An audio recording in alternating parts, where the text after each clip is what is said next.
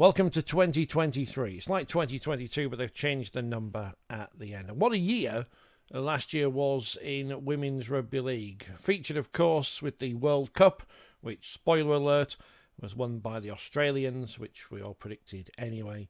And the three major honours in the domestic game going to three different clubs. This is how the story was told here on Forty20 TV throughout the year of 2022. Now, you may think we just spoke about Leeds and Saints in York all the time, and, well, probably 90% of it. But to start with, let's go to the Menderhose jungle. Now, you remember a couple of years ago when Castleford were flying high, big crowds, this, that and the other? Well, things have changed for reasons we all know, and they kicked off the season in the Challenge Cup with a local derby against Wakefield, who also haven't had the best of times recently. But, brilliantly, Wakefield won. Here's reaction from both captains after that game, Saskia Lewis and Caitlin Varley. First game as captain, first win. It's all uphill for me, wasn't it? Yeah, definitely. I think it set a good mark for us going into this season. This is what we really needed, and we'll just build on it from here. We know what we need to work on, but happy to get the win. Obviously, it's been a long time since Wakefield have won a game. What was the feeling out there when the final whistle went? Oh, great. I think we had a point to prove, not just to everyone else, but to ourselves. And yeah, I'm just really glad we could get the job done. It seemed like you grew in confidence as you put those points on early and you built up that lead. Is that how it felt out there? Yeah, definitely. Just getting them early tries has really helped our confidence, and we just knew we needed to keep it simple and build from it and get the win. There's some good players out there as well. You could tell perhaps you've had a bit more experience building in pre-season than Castle. Yeah, I think we've had a really good pre-season. Obviously, Castle have signed quite a few new players, but so have we. I just think our girls have gelled really well, and it showed on the pitch. A couple of players who stood out.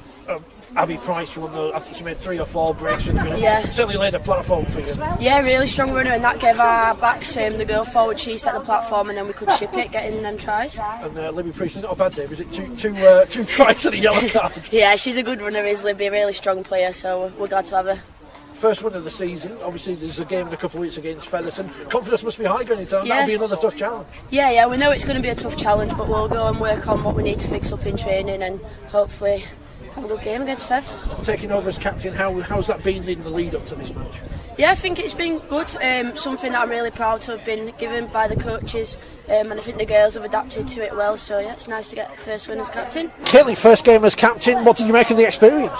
Amazing. I thought the girls did really well out there, and I'm really proud of them on pitch today. To say it was the first game of the season, how do you feel things went in terms of the whole performance? I feel really confident. I think we've got obviously a few things to build on, but I think it's looking good for the rest of the season now. Tough game out there against Wakefield. They seem to have a lot more in the middle than your side today. Is that where you think the game was won and lost? Yeah, I think maybe as thought we need to get up more in the middle, but I think to give it to the forwards, really, they did the job. Did well. No lack of effort there from Castle. No, everybody wanted it, so I think that's the most important thing to take away from today. You're obviously going to build week in, week out, and those players are going to be more cohesive. It seems a bit hesitant at times out there. Yeah, I think, well, obviously it's our first game together, so we're not going to be gelled completely yet, so we've got a lot of time to fix it up before season starts. The Challenge Cup pitched a mix, easy for me to say, of Super League and non-Super League sides against each other in the group stage, the most successful of which was the Alton Raidettes, who went on to win the Championship Grand Final against Salford come the end of the season, and they started the season beating 2 Super League sides, Castleford and Wakefield. After that game at Bellevue, here's their coach, Andy Williamson. Andy, 2 wins out of 3 in the quarterfinals. What a season it's been so far. Yeah, great start to the season. All credit to girls with the attitude and the effort of just not being phased by what we're playing, and just gone in and give it everything, and it's paid off certainly in the last 2 games anyway. For beating 2 Super League clubs, that must give you great confidence going forward for the Championship season. Yeah, it is, and we have got high expectations for ourselves going into the Championship. We want to be up there, and that's our goal, to go and win it. And this is certainly, not only has it given us into draw for next round, but it's given us some great intense games ready to go in that Championship, so it's worked really well for us. How hard is it when you come up against Super League teams? Obviously they've got the name value to bring players in. You're a community club. How hard is that? Yeah, I think it's just a bit of I think particularly against Featherstone in the first game, the girls were a bit nervous. I said, look, just put that aside, just go play your game, don't think about the the team or the club name that you're playing, just think about that opposite person next to you and you go get one over on them, and if more than half us do that, you've got a good chance of doing well, and I think that's what they've done.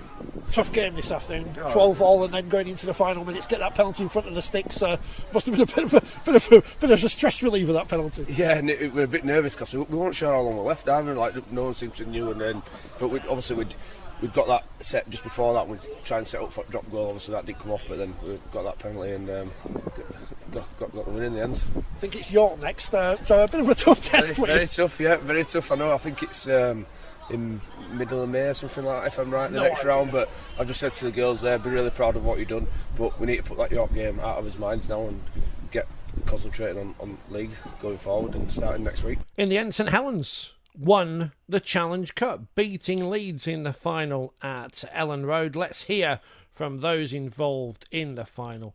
First, the victorious Emily Rudge and Paige Travis. In terms of intensity this afternoon, where would you rate that amongst other games you've played, big games over the last few years? I think it's up there. Definitely, yeah. I think, we didn't make it easy for ourselves in the first 10. I think we probably made ourselves work a lot harder than we needed to. We turned over a lot of ball and didn't play very smart. So I think, we could have controlled it a lot better. So yeah, we were feeling it in that first half, weren't we? The intensity. And I know when I was on the bench and seeing people coming off, and my sister, and I was like, how is it out there? She's like, absolutely. She's like, well, she didn't. She swore actually, but she was like, it's really, really hard work. It's intense. So it's really tough, but it's what we need. Like Emily just said, building into the World Cup. Like, we don't want these games where we don't feel this intensity when we're coming up against Australia, Papua New Guinea, New Zealand. We want to feel these intense games, so they're really important for us, not just as clubs and Super League, but as internationals as well. When Carrie Roberts went off injured, that could have been a turning point in the game, but you seem to step up a couple of gears yourself at that. Yeah, well, we're really lucky in the fact that we have a really strong bench, and Carrie's a massive impact player for us, but with losing her, it's quite nice that we have confidence in the people on our bench that can come on and still fill that position. We are really lucky. We're not just a team of 13, we've got a lot of quality in our squad, especially in our younger ones coming through now, and that's really important. That all goes down to like the coaching and the setup that we have. I think for the competition, but I think for those girls, actually what I did just say when we got together is, hopefully, I won't say exactly what I said, but hopefully you see that they're just human, just like us, because I think that they've been built to be this almighty force, and yes, they are a great club, a great team, but it showed today that, they are beatable, and they are players that having pressure will have to dig deep, and when that happens, it's which team comes out on top, and it can go either way, which showed today still in their favour. That's because they have class players and they managed to get there today, but we take massive confidence from that, and hopefully the rest of the clubs in the competition do too. So not to make Amy Hardcastle appear to be some kind of alien or something. I mean, you can call Amy an alien if you want. I aren't, well, but she's not here, so it's okay. You were able to make her look human in that first half. You must have been impressed with how the team worked to do that. Yeah, well, Hannah had a real, very, very clear game plan, and because she's probably one of the only players in the competition that can do it, she's got the most unorthodox tackle tech, and she's absolutely outstanding. So yeah, that was the idea, that Hannah would go down and shut her down, and she did just that. She was absolutely outstanding today. But yeah, like, Amy is an absolute outstanding player, but we want to see Amy win a World Cup trophy at the end of the year, and days like today will be massive for Amy, and building her to be able to do that. Derek, how pleased were you with the performance this afternoon? Yeah, very. Thought it was a great game. Thought it was a great advert for Women's Rugby League. We stayed in the grind. Leeds really tested us. So yeah, I thought I was really impressed with us. A much closer game than the grand final last season. Is that what your team needed, just to show you that you can be challenged this year? I think it's important. I'm not sure about needed. But I think it's important that the games are like that, because it's a challenge for everybody and it's enjoyable. Enjoyable games are not where people are being nilled or being, battered. So yeah, I think it was a good game. Some good tries from both teams. Emily Partington's going to get plenty of headlines thanks to her 2 tries on the wing as well. But how much of that was hard work by Amy Hardcastle, who was shut down really much in that first half? Yeah, Amy's always a threat, a strength, and I think they picked a team to defend us. I thought they had some changes, and I thought they handled Amy quite well. But Amy's an old timer, if you like, and I'm sure she won't mind me saying that, and she's experienced. So she comes up with that one play then that nudges us ahead, that gives us the ascendancy really. So I mean, Ebony Parsons, a young girl, she's been with us since the start, but she's getting a chance now, and she's worked really hard. So we talk about all the players that we have, but Ebony's an up and coming star in her own right. You lost Carrie Roberts midway through the second half, but the team didn't seem to miss so much as the game went on. No, and I think that's the good thing about our team. We've got plenty of resilience, and people can play in their different positions, and we don't miss a heartbeat. And I think that's the importance of having that strength in depth. Obviously, a lot of attention goes to the half-backs from Leeds today, but Zoe Harris played another great game for St Helens. Yeah, Zoe has been a really underrated player, and I think now she's getting the accolades that she deserves. She's obviously Rugby League Player of the Month, and I think she deserves that. And she's a great kid and great person to work with as well, Zoe. I think that's the same question on Tuesday. Now you've won again, how do you keep going on to go on to more glory? I think it's something that the girls want. It's a culture that we've created within ourselves. We've tasted disappointment and we know how that feels. So now we want to be on the big stage. In games like today, there's only room for one team. It's not a game for two teams. So on days like today, we want to make sure we're winning. The game itself, St Helens, they've won again, but this great narrative that we're building up now. So it starts when Leeds won everything and beat St Helens in the semi. So that's going back to 2019, isn't it? Yeah. So then Leeds are here and Saints are here. Then COVID happens, and then it swaps over because Saints sign Amy Hardcastle. They beat Leeds in the semi-final. Sorry to remind you of that. Win the final against York. Win the grand final. But now it's like the gap's got a bit smaller because Leeds nearly won on Saturday, and that can only be a good thing, A, for Leeds, B, for St Helens because it gives them more competition, and C, for everyone because it means we're going to have some close games coming up later in the season between the pair. And I don't mean to say there's only two teams in the competition before all the players from York come and like me tweets again. No, to be fair, in that semi-final that Leeds against York were unlucky not to win that. And Leeds were very lucky to take the win at the very end. There was a few things. Leeds didn't turn up for the first, started slow at least anyway. And I think York were the slightly better team in the semi-finals. So if that is the case, then it means to me that there are top three teams at the top. And I won't write York off at all. The game itself, I think that's the best bit of rugby I've seen Leeds play in a couple of seasons, that first half. I thought the way that they moved, I thought the way they defended was typically 2018, 2019 Leeds Rhinos. And whether that's because of the structure of how the Challenge Cup's run and having lots of games, whether that's because they had a tougher semi-final than St Helens did or not, and had a little bit of a fear put into them about how tight and how tough it could be. Or whether it's that Saints are, you can crack Saints and they just haven't been cracked properly yet. And we've kind of done it, I think. They put the fear in the Saints in that first half, without a doubt. And you could see them, stopping Amy Hardcastle. She didn't do anything that game, I don't think, respectfully.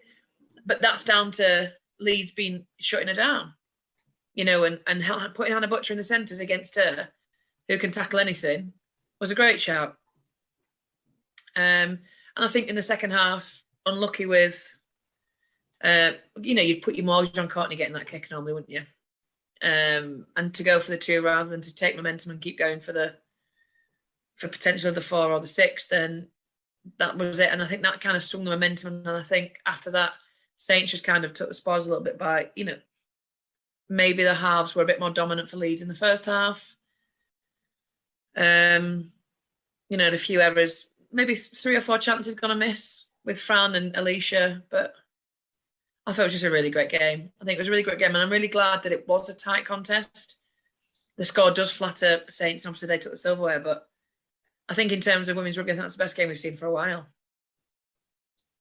I think it also helps when you've got more of your best players out, and clearly that looked a very different Leeds team to the one that played in the grand final.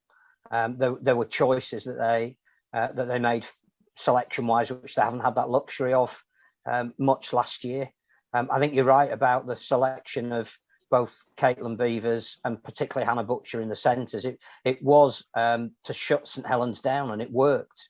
Yeah. I think the other thing about, clearly that penalty was the defining moment, but when it missed, which, as you say, was a surprise, I was just amazed that Saints stood around after the ball bounced in the in-goal area. Hannah was literally a fingertip away from turning that from a penalty into a try. As it happened, it became a 7-tackle set, and full credit to Saints on the back of that. They managed to score the try that turned the game, but they were pushed to their absolute limit, which is what they would have wanted, what England would have wanted. I think that Georgia Roach in the first half was probably the difference between the teams and looked really comfortable, but couldn't quite get the same level of influence in the second half. Zoe Harris's last tackle plays in the first half weren't great until a minute before half time when she put in a great kick for Leah Burke. But the second half, she was a lot more dominant and decisive in what she did. And that's great because you're suddenly looking at England's halfback potential for the World Cup. And you saw maybe 3 or 4 candidates there who'll be vying with each other. So all in all, just a brilliant day and some great young talent coming through as well. Look, Caitlin Beaver's hits on Rebecca Rotherham were unbelievable. Felt those in the stats. Twice. Which again was just great defensive reads, but also showed on the last tackle perhaps that Saints weren't firing on all cylinders in that first half. But it was brilliant. They scored 4 tries to 1, so they deserved to win. But for 65 minutes, you genuinely did not know who was the better team in that context, which is great because that takes us into a league season where you're suddenly looking for fixtures and going, yeah, any of those top 3 playing each other, that's going to be a decent watch. Yeah. For me, you've got 4 England halves playing in that game for now, at the minute. And like you say, Zoe Harris went amiss on the first half. But it gives me a bit of fear, if I'm honest with you, for the World Cup, because Zoe Harris's first real test is in a Challenge Cup final where she's not given the space and the time to play the ball or to move the ball around like she used to. And what her first thing to do was she not crumble, that's not the right word, but the pressure didn't do Saints any good, I don't think, in that first 20 minutes at least. They didn't get anywhere, and Leeds on the front foot for a lot of it. And, you're looking at a lot of England starting lineup there, even when it comes to the France test in June, whenever they're playing France. June. And my biggest worry is they're actually going to put under some pressure. And it's how they deal with that. Where's the resilience being built up? And that's the struggle I have at the minute, is that do we always have to wait to a big final to get these fixtures in now? And when Leeds and Saints do meet each other again, or maybe York will put the pressure on as well, is that the only practice they're going to get before a World Cup? Well, I mean, because it makes me worry. I was stupid enough to say the other week, we may as well just have, I know Castleford dropped out and for completely the right reasons, out of the top bit of Super League 1, Super League 2, whatever, A, B, whatever it's called. I said the other week, we may as well just have a 3-team competition and have Saints, Leeds and York play each other home and away a few times, because at least then the games are going to be intense, because with no disrespect to Wigan, who I know have got internationals in there, and Huddersfield are obviously a growing side, but they're not going to put the same kind of pressure on Saints as Leeds and York will do, and vice versa. Yeah. Which I know is harsh, and I don't mean it to sound that way, but ahead of the World Cup where, look, we're coming up against professionals pretty much. Bigger people, yeah.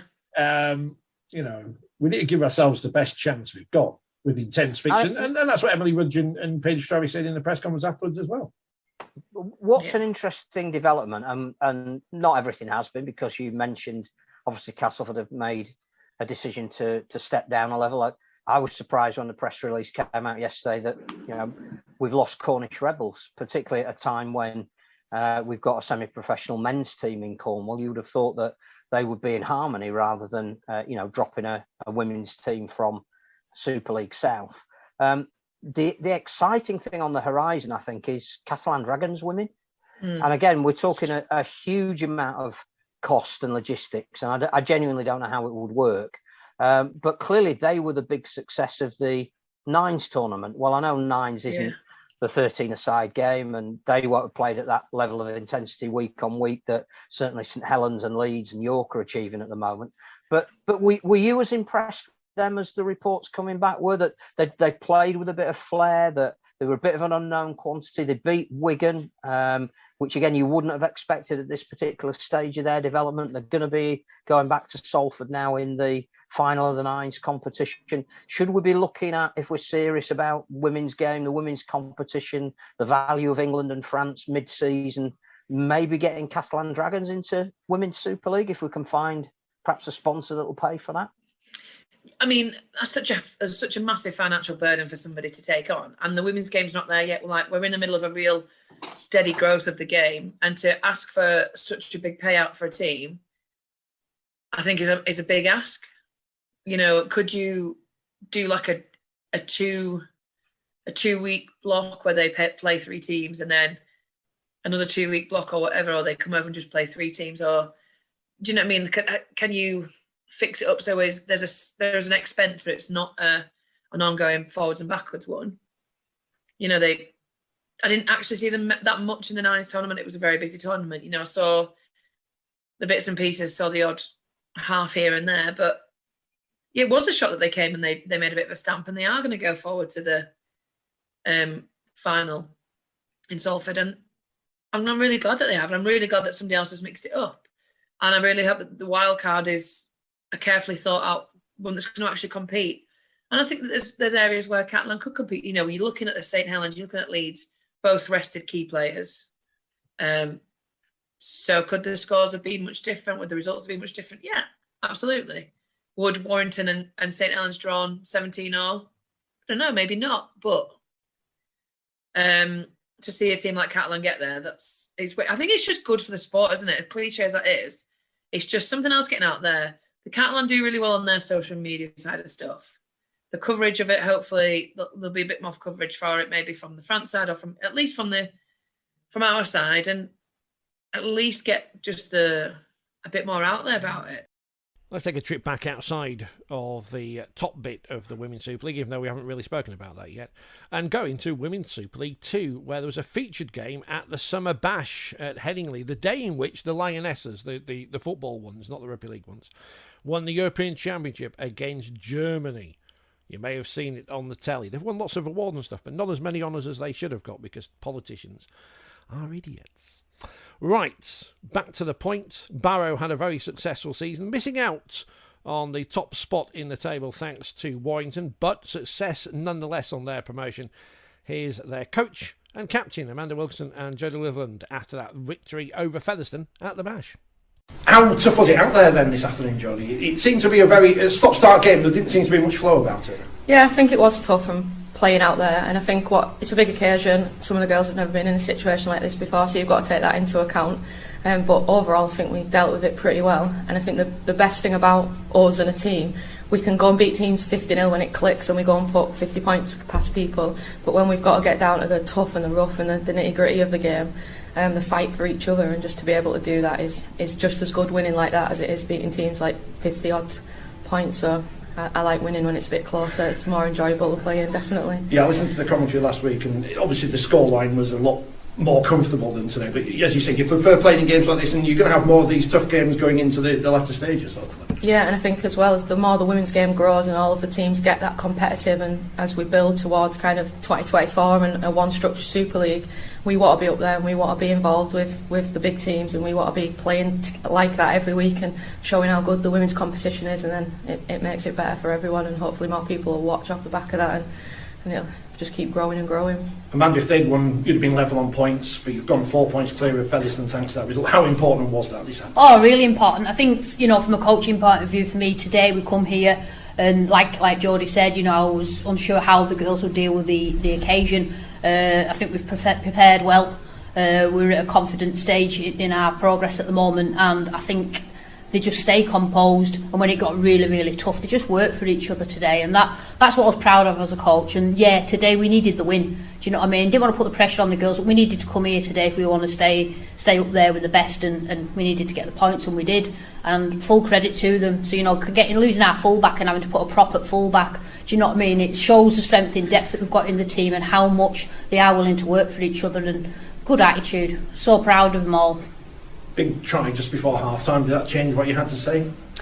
No, I think, I always have a look at stuff. I don't have a lot to say really at half-time. I think at the end of the day, once that whistle goes and the kick-off, the girls go out there and do what they know best, and play the best they can. And for me at half-time, it's just some little tip on, just like tips on things they can improve on, things that they maybe could do a little bit better. You know what I mean? And that's it really. I don't really give them a lot. I think, they're out there and they can react, and the only way they're going to learn and get better is by reacting and sorting it themselves. You almost appear to be an outpost out there at the top end of the country. Most of the teams based in West Yorkshire and in Greater Manchester. Is that an advantage to being able to keep players from the North West in your squad? We've got a full Cumbrian team, so another thing that I literally pride myself on. I think it's great that I've gone there. You know, I've worked at Leeds Rhinos, I've worked at Wigan Warriors, and to come and be able to coach back in my hometown and say that we've got a full Cumbrian side, I think it's good for Cumbria and the area to say that, you know, we're not bringing in stars from elsewhere. We'll look to grow our own, and I think the future there looks good. Because that is one of the things about the competition at the moment in the WSL 1. A lot of talent concentrated around Saints and York and Leeds, but you're building a nice little team here at Barrow. Yeah, it's really good, and I think that we've got in the background, we've got the reserve team, we've got the Raider girls, so it's building and building and building, and it is really good to see that, and we want to be up there and competing when it does change to that Super League 1, and there's only 8 teams left. We definitely want to be up there and be one of those teams. Let's see how the captain and the coach answer this one, because last week I was listening to the commentary, as I mentioned. It was said that the aim this year was to consolidate the position in this division. Obviously you're high up there at the moment. What's the aim now? Yeah, I think that we try and win the league that we're in. We try and win WSL 2, and if we can do that, I think it'll be an overachievement season, I suppose, because the aim at the start was, I guess, to survive. We've already done that, and we're exceeding expectation. And there's no getting carried away with that. Amanda grounds us at training. We take one game at a time, but yeah, we've definitely got our eyes set on that grand final and giving Warrington a surprise when they hopefully come up against us. That's going to be a big game, isn't it? Obviously, they're just above you in the table at the moment, but they're the team you've got to catch, I guess. Yeah, I think they're standing there as a more sort of experienced team, if you will. You know, they've got players in there that have been playing at this level for a while, and you know they are probably the toughest team in the competition. But like Jodie said, for me, I'm quite focused as a coach. And all I want to do is make each one of these the best it can be, and I keep saying it, and you know that's what I do. That's how I coach. That's what we work on in training. And they'll go out there, play the best they can, and the points will look after themselves. And at the moment, I'm really impressed with the great attitude, the willingness to want to learn and get better and be the best they can, and the way they work for each other. Carry on as we are, and like I say, points will look after themselves, and the league will. Finally, I may have got this wrong, because you were supposed to be on the show before Christmas, but everything went wrong. And I think you dialed us up while we were in the middle of another programme, so we all got the dates wrong. But were you a decent footballer? Is that what I'm told? I played for Bradford City for about 4 seasons down here when I lived in Leeds, so at the time football came first. Must have got a bang on the head at some point and realised sense, and then in Barrow there isn't really a women's football team to play for. So yeah, rugby takes priority now, and I've retired from football and given rugby the last kind of as many years as I've got left playing, because I'm 34 now. Well, you'll be watching the games tonight. Obviously, there's never been a higher concentration on women's sport than there is at the moment, especially with the Lionesses in the final tonight. Yeah, we're staying down. We're going to watch it in a bar in Headingley as a team. The coaches there getting VIP treatment in commercial in a minute. So, but then they're going to join us back in the Headingley for the game. So that'll be a bit of a throwback for me, living here for a while. And I think what you said before about teams down here and players. There's so many players that I recognise from my time down here that play for different clubs and they've been around. But at Barrow, I think that's the nicest part of being involved with the team. It's everybody's local, everybody wants to be there and wear the Barrow shirt for the right reasons. And yeah, we don't need to attract people from away.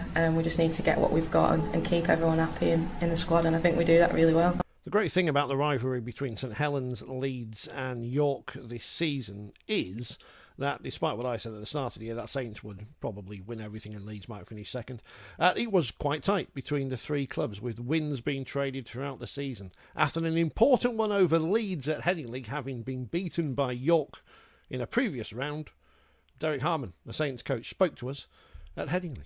I'm really happy to back that up after a York game last week. I think when we got beat against York and Leeds, people started to doubt us and write us off, and I think that's been really good for us. Don't get me wrong, there's a long way to go yet. Nothing's won, but we're very proud to keep hold of our trophies, so we're going to fight to the end. It puts you back in the hunt for the League Leaders Shield as well, doesn't it, with 2 games to go for yourself? 100%, yeah. We put ourselves in a great position now, and that's what it's all about. Nothing's won in the middle of the year, it's all won at the end, as we know. So, you know, we've put ourselves in a great position now, yeah. You like coming here and play? Obviously you won in the grand final last year. A different game though this afternoon. Yeah, definitely. To be fair, I think Leeds were a bit down on troops in the middles. That's probably a pack that they'd pick. We were down on some troops, so you know, I just think it's always a great game when we play Leeds, because you've got two committed teams who work hard, and there's no niggle. It's just 2 rugby teams, and I think that's the beauty for me to come here and win. How important is that top spot in terms of not just the league leadership, but in terms of playing the 4th place in the playoffs rather than 2nd or 3rd? Definitely, you know, with all due respect to the other teams, it makes things probably a little bit easier. But you know, anybody can win anybody can have a day off. So you know, whoever we play in them top places, we need to make sure we're on the money. Another outstanding day with the boot for Bethany Stott, 5 out of 6 and hit the post as well. How important is that in the women's game, the goal kicking?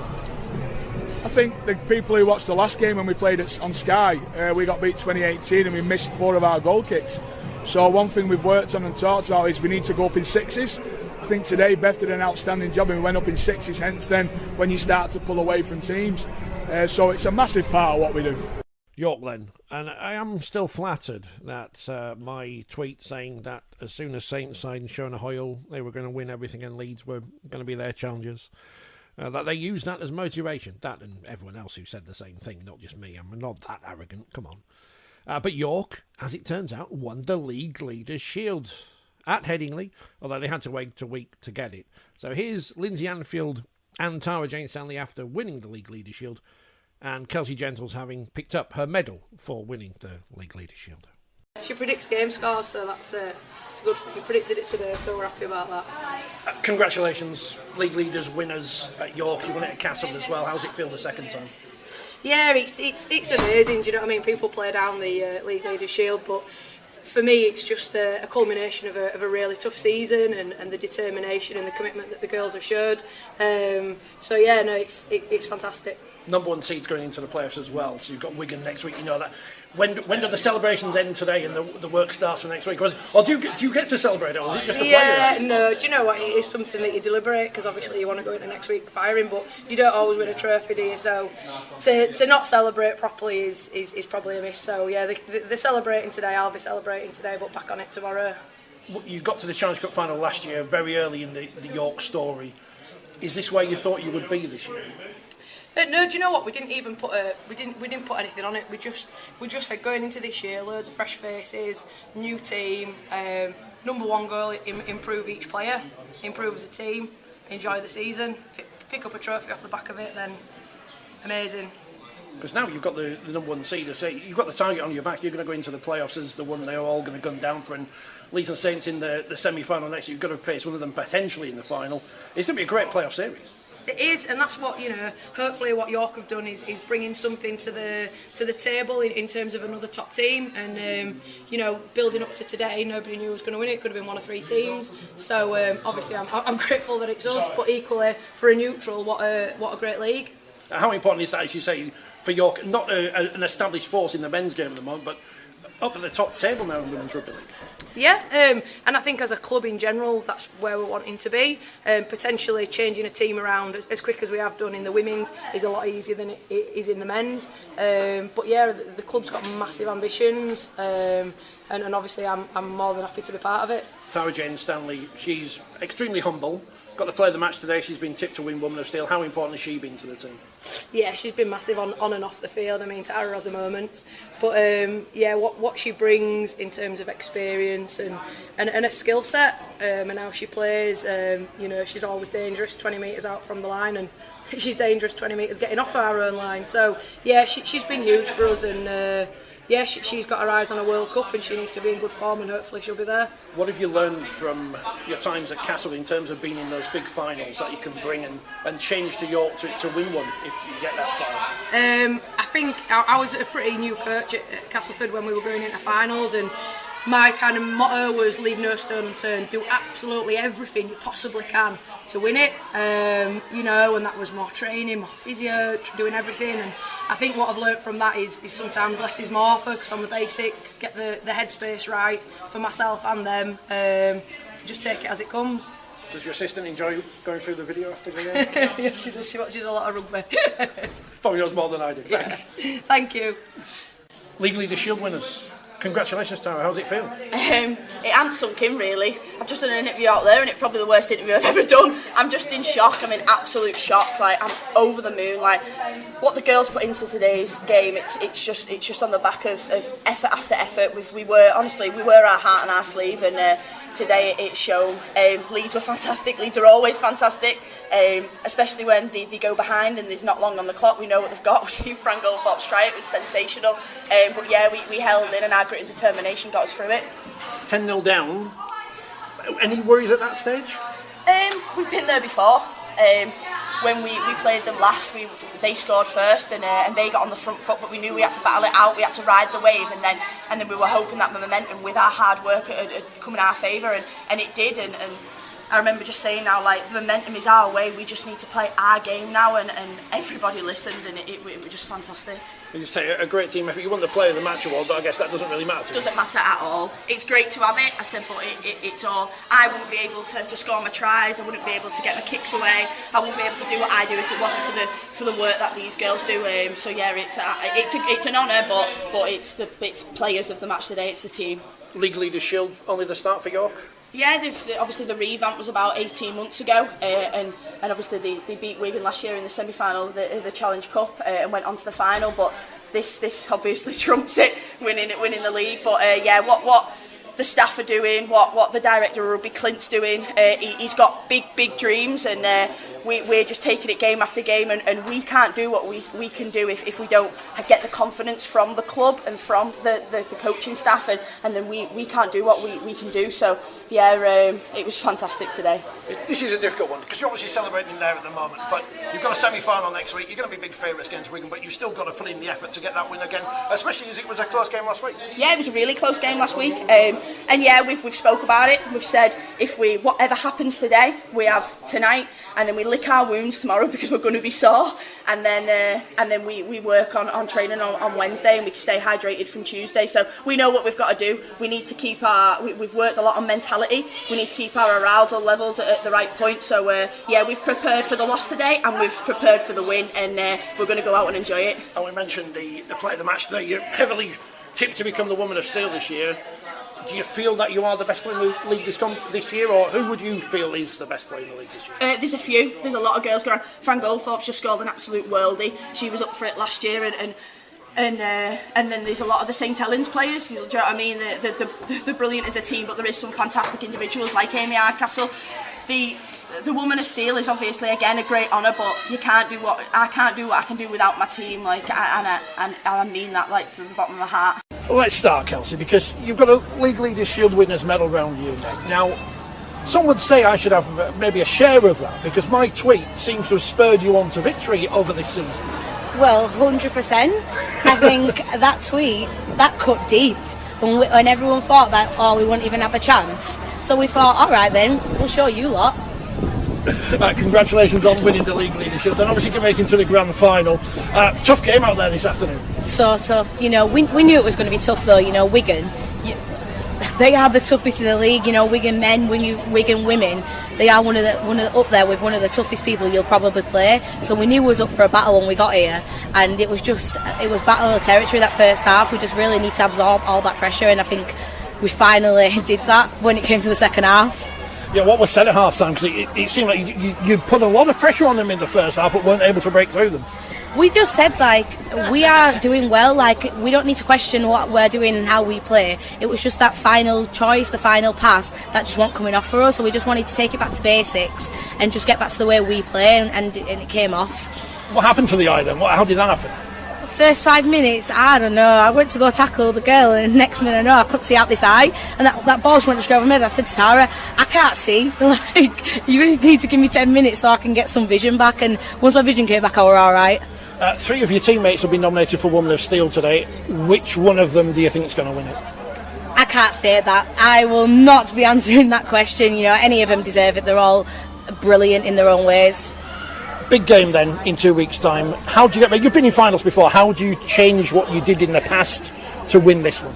I think it's totally different this way around. You know, we've got a totally different team. We play differently, and I think our togetherness is enough to win us a final. You know, you can be doing all the fancy moves you want all year round, but when it gets to finals footy, you need to have that togetherness and be able to get in a tough situation and get out of it. York picked up the League Leadership having beaten Wigan in a very tough semi-final, so they would play in their first ever Women's Super League grand final. But who would they be facing? Would it be Leeds, or would it be the defending champion St Helens? Well, as it turned out, it would be Leeds, because you can't write off the Rhinos, and they would play in yet another grand final. They've never missed one since they came into being. I mean, they can't have played in one once, they didn't exist. Here is their captain, the always professional Courtney Winfield-Hill, after that semi-final victory over St Helens. Courtney, first of all, congratulations on reaching the grand final. That was a tough game this afternoon. Yeah, tough is a good word to describe that. They kept coming, and obviously the scoreline enticed the, I finished right to the end, had to keep pushing. But really pleased with the girls. They really knuckled in. First half, scramble D was terrific on that line. And then, just kept it simple, and a few girls standing up and being a little bit more smart compared to previous weeks, so that was really pleasing. I was going to say, was that the difference obviously last week after the defeat against York? Yeah. The coach saying not happy with some of the performances out there, but was that the difference today, the main difference? Yeah, I think they were just really simple fixes and just more, like I said, rugby smart fixes more than anything. So yeah, we seem to do that today, but of course we need to build again on that leading into the grand final. And to do it without Georgia Roach by your side, who's obviously been crucial all year. It was a big performance in that sense as well. Yeah, it's Georgia's been so good for us this year, and to lose her, I was a bit worried all week. Not so much about the game, but just for her. It's never a nice time to be injured, but she's in really good spirits. And to be honest, I think the people that weren't on the pitch today and their energy for the girls that were playing, that was really special, and it made a really positive impact. It's the kind of thing we talk about in the media, because we make up narratives before games because we haven't got a clue what it's like out there. Is that the kind of thing that keeps you going, the fact that you're playing for those teammates who aren't out there for you? Yeah, definitely, and that was sort of our call at the end. Shouting out how much do you love playing with each other and for each other, and people's eyes just lit up. And to be fair, I probably haven't seen that amount of desire in the girls and connection for a couple of weeks, and maybe that's what we've been missing, but it was certainly there today. Who do you think's going to win Woman of Steel this year? Oh, I think there's a couple in contention. I think Tara Stanley's been phenomenal. Georgia Roach, as always, has been excellent. You've got Jodie Cunningham again, but I'd say Tara for me. I think there's a few contenders this year. Amy Hardcastle, as always, is up there, and she's a powerful, she's an absolute machine. Tara Stanley, coming from the back, she's been gaining great field position for York. So like I say, there's a few that you could pick out really. So it's still early days. There's a couple of games left, but yeah, there's definitely a few strong contenders. There's a lot of key players across the Women's Super League now. There's a lot of talent across the board. Looking closer at home, my club would say like Amy Hardcastle and Jodie Cunningham. She's an all-round brilliant person and player on and off the field. As are the others, such as like Georgia Roach, and you've got the likes of Tara Stanley as well. So yeah, there's a good few there.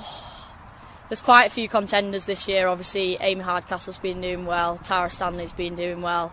Roachy for us has been doing well. Courtney, obviously, them two have previously won it. But there's a lot of contenders, and I can't give one. Can't give one. Well, that's who some members of the England squad thought would win the Woman of Steel award, and we'll come back to that later, because the grand final was next at St Helens Totally Wicked Stadium, a Sunday afternoon, with York taking on Leeds. And as these things turn out, it was defeat, unfortunately, for the City Knights. Final game to be called that. Well, they played Papua New Guinea as well, didn't they? But you know what I mean. They're the Valkyrie now. But Leeds Rhinos, once again, they are the champions. Here's reaction from the Rhinos camp after a second grand final victory.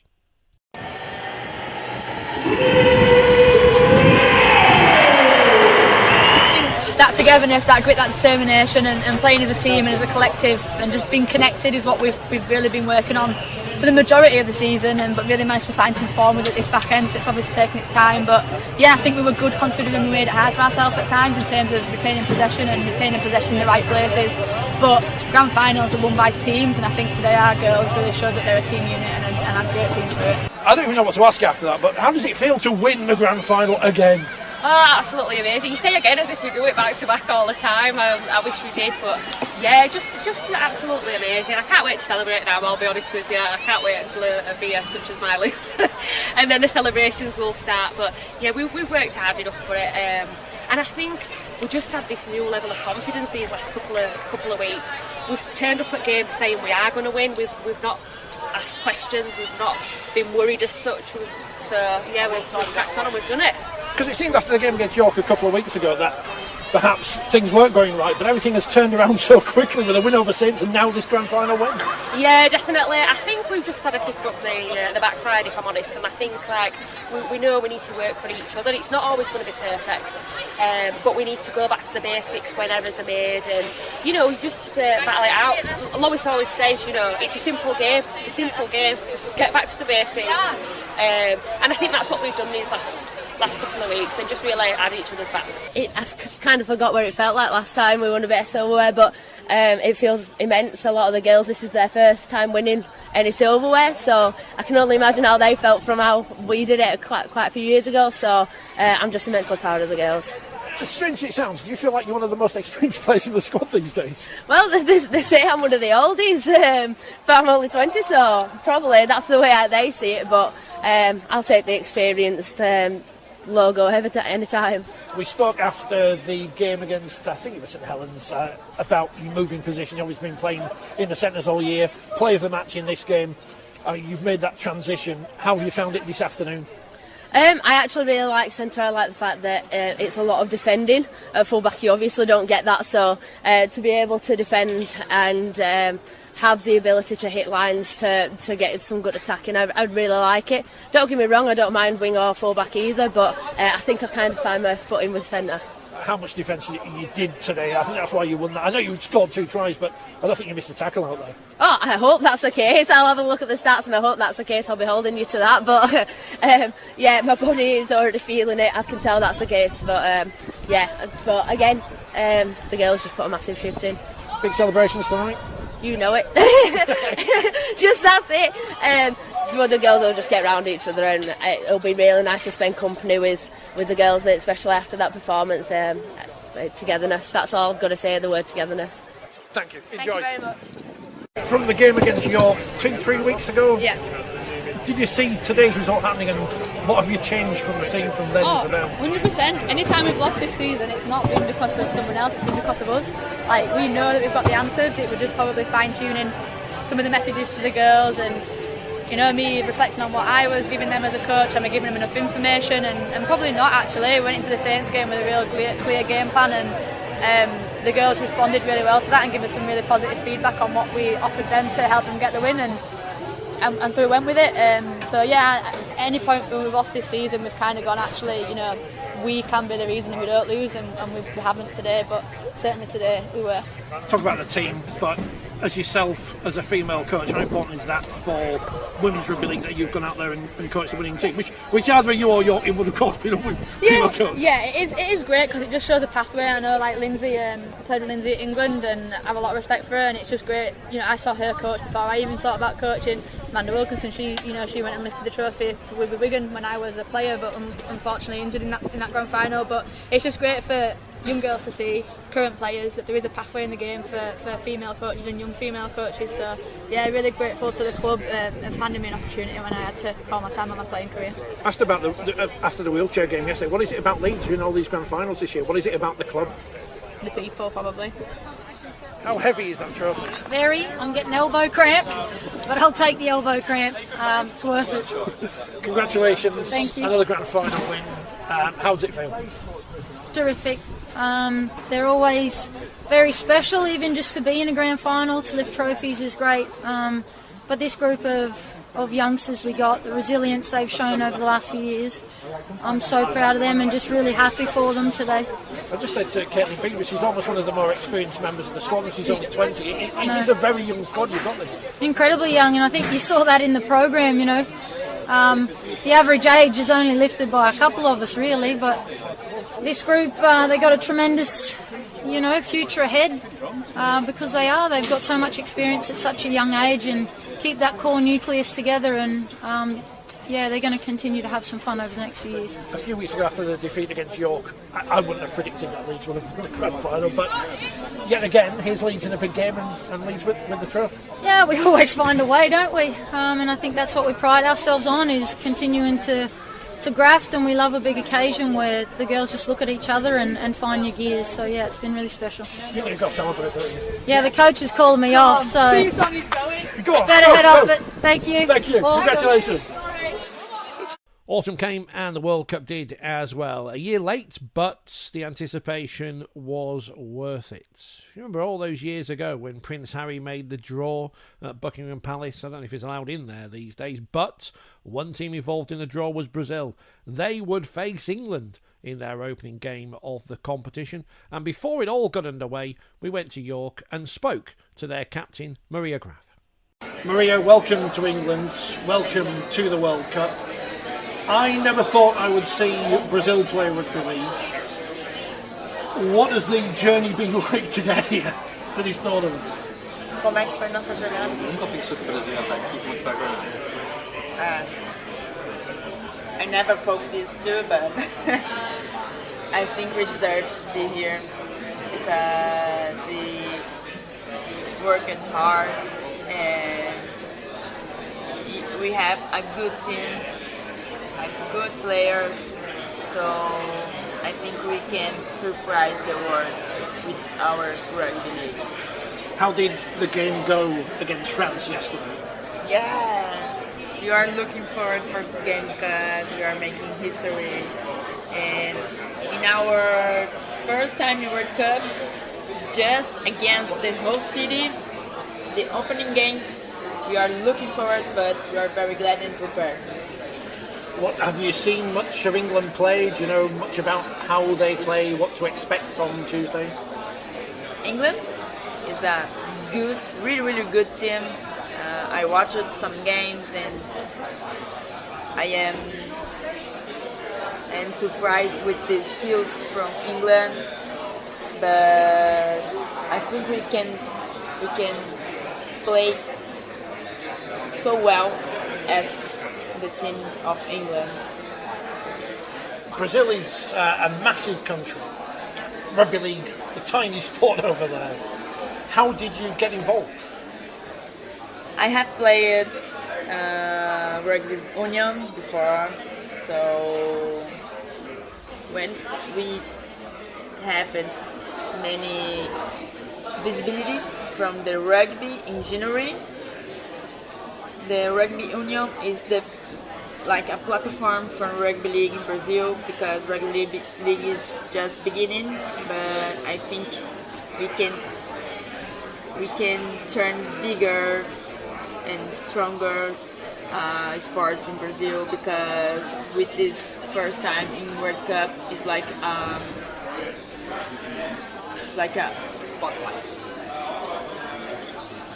It's like a spotlight or a big opportunity to show to Brazil and sponsors and TVs. Okay, we can do this and let's make rugby league the bigger sports in Brazil. Pulling on the national jersey, representing your country, how does that feel? How does that make you feel? It's an honor to represent Brazil, South America. It's an honor to be the captain of the team, and I'm very, very glad to be here in this amazing experience. I am living a dream, and I hope I can enjoy and have fun. How are you finding the weather? We think Brazil is hot, warm all the time. It's hot all the time. England, not quite so much. It's not a problem for us because Brazil have many weathers along year. So in my city, I have cold too, so it's not a problem for us. It's just like being in Wakefield, and that's okay. Final one. What can the spectators, the viewers, expect from Brazil in terms of how you're going to play in this competition? O que você acha que a galera, todo mundo está esperando você jogar? the people never saw Brazil playing rugby league. I think we can surprise the world. You'll be unsurprised to hear that Australia were favourites to win the World Cup, and indeed that is what they did. They opened up their tournament with a win against the Cook Islands, and we got the opportunity to ask Kennedy Cherrington on her debut how she thought it had gone. Kennedy, did you get a little bit emotional there when the anthem was going on? Talk us through that. Yeah, obviously debuting tonight. I think got goosebumps just walking out, not because of the cold. But yeah, I think it was a really surreal moment, not just for myself, but for the other debutantes and the girls who've worn the jersey before. I think it's a pretty special moment when you're standing there side by side with the girls that you call your sisters, and to hear the national anthem out loud, stand there representing, the First Nations people and the Australians, and basically everything we've built. Yeah, it's been a long 2 weeks, but it was a pretty special moment.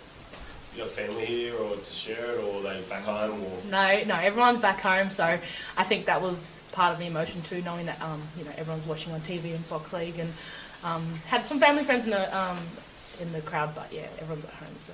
Yeah. How do you think your debut went? Brad? How do you think your debut went? No, I just wanted to do my job. Brad spoke to me before the game, just energy, discipline, and just do what I'd done in the last bit of the NRLW season. So just be myself, and I felt like I did right. She did a fantastic job. And look, I said we'll see all these players roll out over, and Kennedy will start up front in 4 days' time. So, you'll see a bit more of her in 4 days. The Cook Islands were one of the highlights of the Women's World Cup as well, and we'll speak more about them in a moment. But first, Papua New Guinea picked up their first win in Women's World Cup history by beating Canada on the opening day of the competition at Headingley. Emily, congratulations on your debut. How did it feel hearing the anthem being played for the first time? Oh, it was unreal, hey, it was amazing. It's a very great opportunity we've had here tonight, and I can't believe I'm so happy we got the win. Have you got some family watching back home? Yes, I've already seen lots of messages, lots of videos and everything. Everyone's watching. Yeah, brilliant. There was a party in PNG tonight, isn't there? Oh, big party all over PNG. Leah, what was it like out there? First World Cup win for the Orchids. Yeah, it's something special to all the girls, and for our first win, like in 2017, the girls haven't won a game in the World Cup, so this is a first win for the PNG kids. I'm so proud to be part of the team and the success win. Yeah. It felt in the stands like a very physical game out there. What was it like on the field? Oh yeah, it's really our, what will I say? It's our drive through. Like we must start physical and finish physical so that we'll ever win on our side. Yeah. In terms of the crowd that here this afternoon, what was it like playing in front of the Headingley crowd this afternoon? It was good. It's very good to play somewhere different, and it's good hearing different people. Different at home, so that's good. I heard Ben's half-time talk was a little bit spirited. How did that go? Yeah, it was good. It was all positive stuff. Yeah. It was good. Tell us about the preparation leading into the World Cup. I know you haven't had a lot of time together. You played the PM13 as well. How much time have you had together as a team, and do you think you'll get better as the tournament goes on? Yeah, definitely. I mean, it's a short turnaround to our next game, but I'm glad that we got here early because we obviously didn't get a lot of time together in Brisbane. Like we had 3 or 4 days together before our PM's game, and then 2 days in Brisbane before we've been here for the last 3 weeks. I'm just so grateful that we got to come here early and got to train together. It's definitely helped us a lot.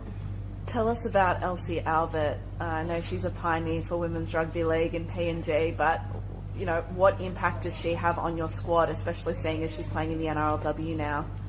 Oh yeah, hard runs and aggressive football always push us forward and keep us in the game. Like we got this, we have to go forward. Like Elsie's going, then why not we go forward too? Mm-hmm. Yeah. What did you make of Canada this afternoon? How did you feel your opponents went? Yeah, good. They definitely started strong. We definitely got them on the back foot in the second half. But that's just something we need to work on to start off stronger in our first half. But they definitely they were good for, is it their first try? Was that for the first match as well? Yeah. Yeah. For their first match as well, they came out firing, which is good.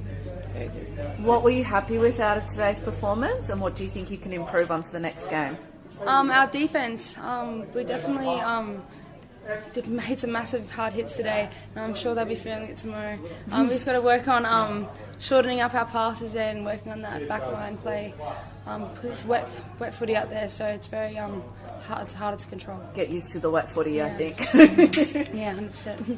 Brazil on Saturday. What are you expecting from them? We're just gonna keep everything simple, like our coach want us to do things. Then just take a game at a time. And it should be hopefully a great crowd in Hull as well. They've had plenty of great Papua New Guineans play there in the past. I think Jenny, the one who springs to mind. What was it? Or how do you feel about playing in Hull and hopefully a passionate crowd behind you? Having a big crowd behind us, you have everybody in full support behind you. So just go forward and do what you have to do, and just stay focused on what you're told. And are you enjoying your time in the UK? Is there anything you want to see? Any interesting food you want to try? Yeah, it's been really good. We got to Why are you laughing? Tell us. Because we've tried lots of different foods here. And tell us. Yeah, it's good. It's good. Obviously nothing compares to home. Of course. But yeah, it's been really good. Lots of different foods, lots of good desserts here. What have you enjoyed? The crepes have been good. Hey, crepes? Yeah. Good crepes. And buffet foods have been good. Where did we eat the other day? What was that place called? Brazilian. Yes, Brazilian. It was Okay. like this, Brazilian food, like French food. continuous, like meat and salads. Oh, so You have to good. turn your card to the green, and then there'll be like green and meats on. If they need to red, then they'll know that it's stop. I mean, I feel I shouldn't have said you've not tried fish and chips or any other great British delicacies yet. Oh, we got heaps at home. This is the thing I Forget it. I forget. Australians eat fish and chips as well. I forget this all. We do. Yeah, we do. I don't like fish, but I like chicken. We've been eating lots of chicken here, which has been good. Judging by the Brazilian reaction, don't try mushy peas. Yeah, don't try them. Mushy peas. Don't. Look, Even Joe's shaking her head. I don't know what mushy peas are. Menu. Yeah, no mushy peas. You want to try mushy peas? No. Emily, your mum's from Port Moresby. Tell us about that and how sort of she feels watching you play a very physical game and representing PNG. Yeah, she's very excited, same with my grandma as well, because they're both obviously from there. And she grew up there till she was 18, and this is just a dream come true for her, because she couldn't do this, so I'm just so glad that I could do that for her. And the two of you are paving the way for the next generation to be able to play rugby league, so don't forget that. That's really important. Yeah, that's one biggest thing. Like, whatever we do, we know that the next one is coming up, so we have to set a good standard and record there so that they can see and follow through to us. Yeah, absolutely.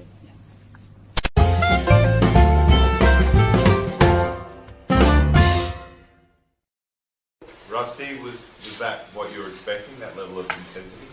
Oh, absolutely. But I think our girls got overawed right from the kickoff tonight, and it sort of was contagious from that point. And it took us, the whole 40 minutes to try and recover until we got into the changing rooms. I think we were a bit better in the second half, but then we lost Kiana at half time as well, so with the HIA. So we're hoping we can get her back on an accelerated return to league. But that was a big blow for us. She was one of our senior leadership group, and really missed her experience in the second half as well. But full credit to the Australians. They really humbled us tonight, and they really showed their class and their football IQ as well as their strength and conditioning. Just amazing athletes and an amazing team.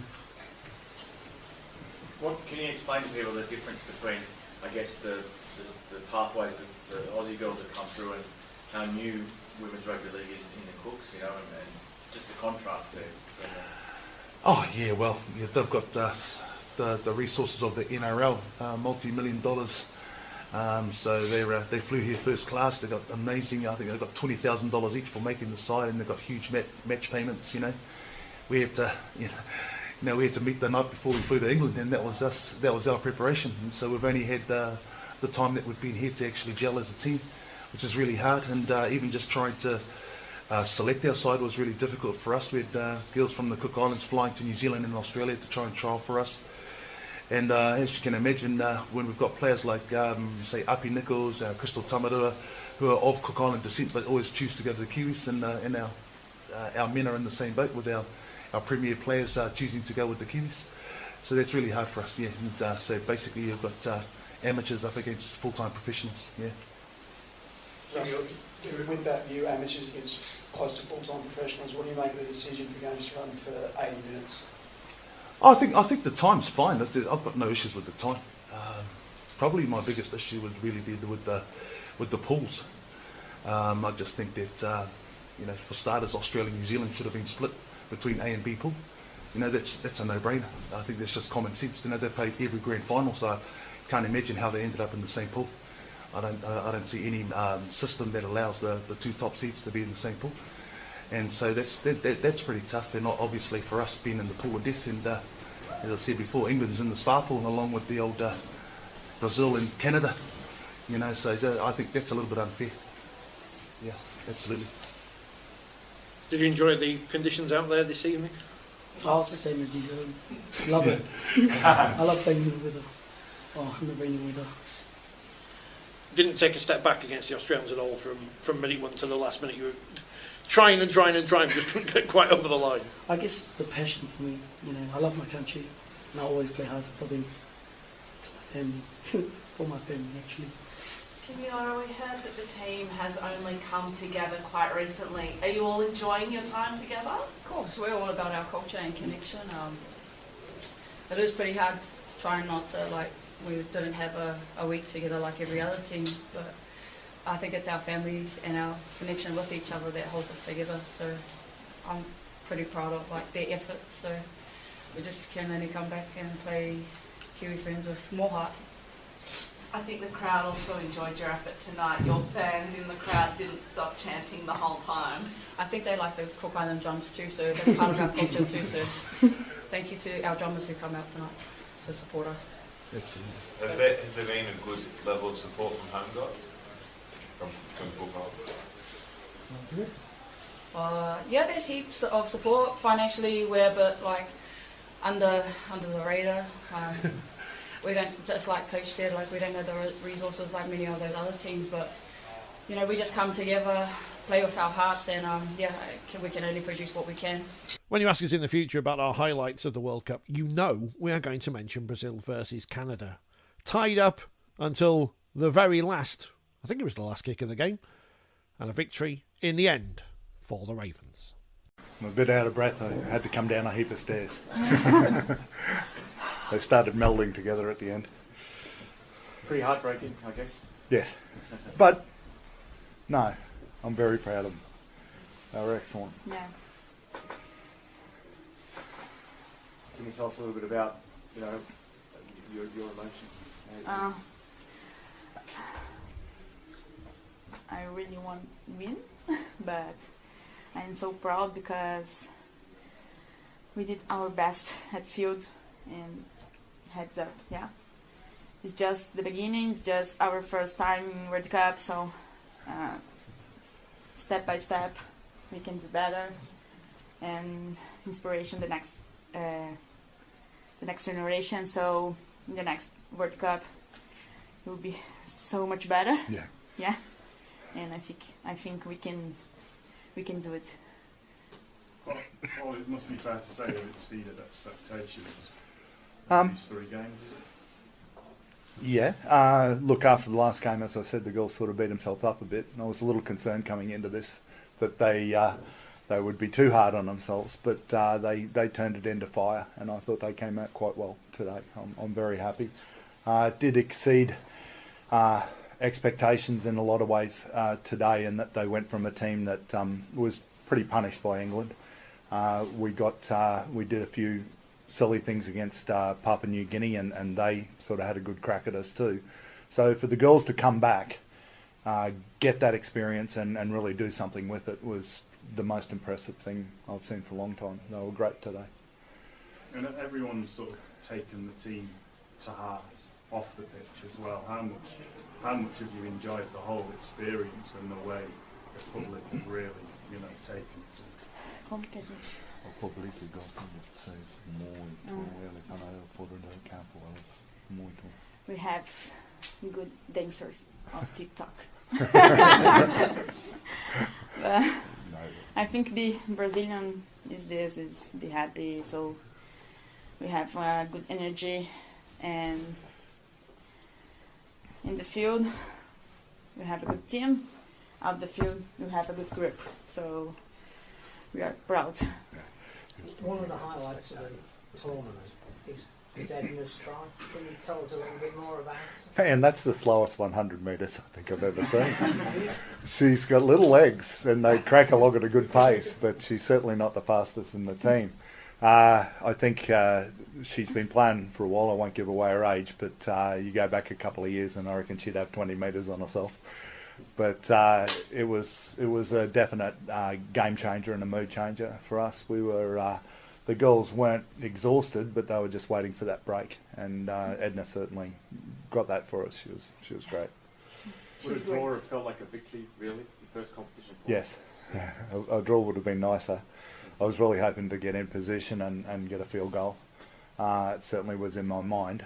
In the end, I think we ended up putting a ball to dirt, but it would have been nice to play out that set because I think it would have brought us a whole lot closer.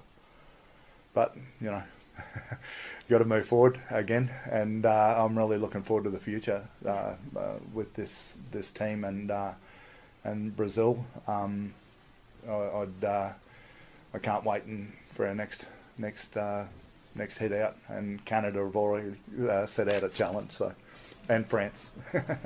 So we're sort of trying to tee something up. Nice way to end for Rob Bergen as well. Definitely, Rob has been a bastion. He does everything. He is the be-all and end-all of Brazil Rugby League. He's been a brilliant manager and a great support for me. Good friend. He lives just up the road, believe it or not, and we only met 4 years ago. But it's a good way for him to go out, and we certainly were patting each other on the back when Butch, that's a nickname of course, Butch scored that try, the 9. She's a cracker. But yeah, he was very happy with the result. Obviously, it would have been better for a win and better for a draw, but in the end, Canada are a good team. First of all, I mean, I've got to ask, some of the last minute of that game for us. Oh, that was... I knew that the girls would pull it out. It was a stressful last minute, but, you know, they played their heart out and they definitely wanted to go home with a win, and they showed that for sure. 16-all going into that final minute, but it was a great contest between two sides. You were probably the favourites pre-match, but they certainly gave a good account of themselves, the Brazilians, and gave you a real test. Oh, for sure. They came out firing, and we knew it was going to be a hard match. We're both like countries that are predominantly union, so like coming out and being able to play, it was kind of the Battle of the Americas, which was pretty cool, and we went in for the fight. You came out on top then against Brazil. What do you make of the World Cup as a whole then? Because you've had 2 defeats, but then this win to end things. You know, the World Cup showcases a lot of really great athletes, and there's a lot of countries that do have more established programs. We are still fairly new. This is only our 2nd year. There's not a lot of league in Canada. And, I mean, with COVID, we couldn't get together because our country's so big. But I think that we pulled it all together, and we really were able to showcase that at the end. Yeah, it looks like it's slightly bigger Canada on the map than Britain is when I've looked. What was it like? This is your 2nd World Cup, so what's the difference between the first and the 2nd one? Oh, going into the first one, like literally never had played league before in my life. Going into this one, you know, it was a different kind of experience. Having that little bit of a background, being able to kind of see how everything went. Really, we didn't have a lot of league in between, unfortunately, and with COVID, it was even less than originally planned. But going into this one, we just knew that we wanted to give it our all and showcase the amazing talent that we really did have here. Now, you've got to answer the right answer for this one. Do you prefer playing league to union now? I do love league. The contact style more suits how I like to play, which is really good. Being a tall girl, I tend to get called on high tackles a lot. But in league, that being able to hit that high and dominate that way is really fun. And you know, it's just such a wonderful sport, and I want to be able to play more of it for sure. 3 years until the next World Cup. You planning to be there in France? Absolutely. Training starts tomorrow. or maybe not quite tomorrow, but as soon as we get back, and we're wanting to try to establish more of it in Canada and see if we can get together more in preparation for that World Cup. Finally, what's going to be the abiding memory of this tournament as a whole for you in Canada? Oh, I think for myself, it's the connections I was able to make with the girls. Being able to start to connect on the field, being able to have so many girls from my province there. There was a lot of girls from Alberta, girls that I've played against for years, and being able to play with them and then grow the sport in our province together, I think will be really cool. Yeah, I mean, first time obviously playing with Canada, and they obviously lack a bit of the experience in terms of rugby league, but it's been awesome being a part of this group and supporting them with the development and moving forward for the nation. Yeah.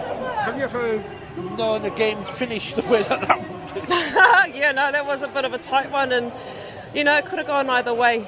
Nevertheless, we managed to pull it off in the last minute. Full credit to Brazil too, for they stayed in the game all the way to the end. So yeah, like I said, could have gone either way. I think for us rugby league people, it's great just to see a fixture between Brazil and Canada. It's not something you would have imagined 20 or 30 years ago, but here it is at Headingley, and I think it was a great game between two good teams. Yeah, no, it's amazing that the girls get to experience playing at the stadium. And yeah, most of the girls have never played in front of a crowd like this and at these kind of stadiums. So it's awesome for the exposure of women's rugby league. I think UK put on an awesome hosting of this tournament. 3 years' time in France. Well, this is a stupid question to ask you because you've only just finished again, but will you be there again? Yeah, never say never, eh? Yeah, I think I was coming into this thinking it'd probably be my last, but I guess after being a part of this team, I can still see the area that I can support the girls, and yeah, we'll see what 3 years brings. But yeah. What's it been like being part of this group? Because there is a lot of rugby experience in terms of union, but not necessarily league. So how's it been being part of that group? Yeah, I think it's about just breaking the union style and just teaching them the fundamentals of rugby league. It's a completely different game, and you always when you turn the ball over, you get your set of six. And rugby, it can go either way. You know what I mean? So yeah, it's just a matter of them learning those fundamentals and the tactical side of the rugby league, and they'll come a long way. Australia versus New Zealand tomorrow, potentially the final as well in a couple of weeks. Who's going to win? It's going to be a tough one. It's going to be a tough match. It's always a lot of rivalry between the Trans-Tasman teams. A lot of them will know how they play in terms of the NRLW. So, yeah, it's going to be an interesting match. I understand Australia probably going in as favourites. But again, it's just a matter of New Zealand pulling it together and who comes down to playing well. Following that win for Canada, England took to the field against Papua New Guinea and probably put in their best performance of the whole tournament. A couple of tries from Leah Burke. Jodie Cunningham got smashed in the face, and Vicky Whitfield made loads of yards. And it just happened to be, or metres, we are in a metric world. It just happened to be, we spoke to all three of them after the game. Leah, what's it like to play outside Courtney Whitfield Hill and kicking game this evening?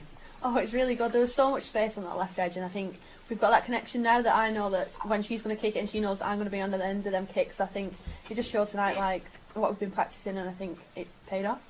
You still have plenty of work to score some good acrobatics out there. Yeah, definitely. I could see them coming down. I was like, I'm definitely getting under it. I'm going to get under it. I'm going to get under it. And it paid off. Just throw myself on the floor once I caught it. So yeah, it was good. Jodie, what's happened? What's happened? I don't know what not happened.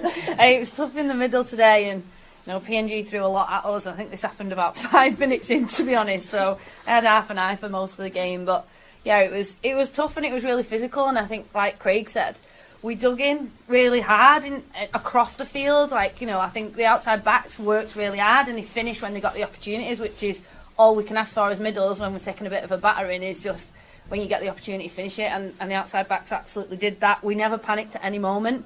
We went behind, it wasn't great, and I'm sure there will be other people panicking, but we didn't on the field. We knew that we would have enough class when it came to it, and I think we did. I think across the board, 1 to 17 were brilliant. 166 metres, I think it was, off the bench or something like that. You must be pleased with that.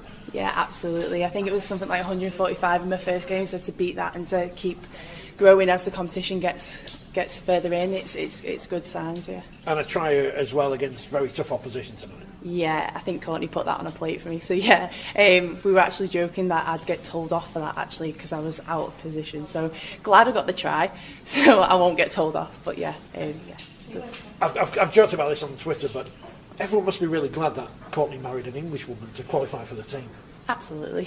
No, Courtney is absolute legend of the game. She's really talented, and it's such a pleasure to play alongside. And I'm really honoured and like happy that I get the opportunity to play alongside her. And I guess you must be glad from the Saints' point of view that she's not playing next year. Actually, no, because it's great to have the opposition. It's great to have her in the sport. So it's actually quite heartbreaking that she's not going to be playing anymore. But obviously she's going to go on and do her own thing and hopefully go on to bigger and better things. What was it like out there this evening? A great atmosphere again here at Henley, and a big result against a very tough side. Yeah, we knew they were going to be tough, and I think we prepared for that really well. And yeah, the atmosphere was great. Everyone getting behind us is just what we need in those tough games. Your coach says your confidence has been growing in camp. Well, what's the secret? I think it's just having a tight-knit group. We all back each other, we're all really supportive of each other, and yeah, that confidence to go out there and get the job done. We trust each other, so that's really the key, the trust in each other. Are you going to all be sat around watching the game tomorrow between Australia and New Zealand, find out who you get in the semis? Yeah, 100% we'll be watching.